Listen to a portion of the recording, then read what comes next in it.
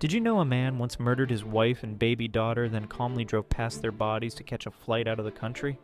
In 2006, Neil Entwistle seemed to have it all.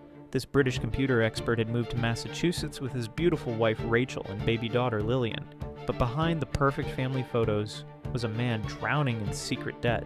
While Rachel believed they were living the American dream, Neil was facing bankruptcy. He spent money on escort websites while his family slept. When the walls closed in, he made a chilling decision. On January 20th, Neil took his father-in-law's .22 rifle and shot his sleeping wife and 9-month-old daughter in their bed. Then he did something that shocked investigators. He drove right past their bodies, went to the airport, and flew to London like nothing happened. Days later, worried friends found the bodies. The FBI launched an international manhunt. Neil's own mother tried hiding him in England. After months of legal battles, he was dragged back to America. In 2008, Neil got life in prison. His selfish solution destroyed 2 families forever.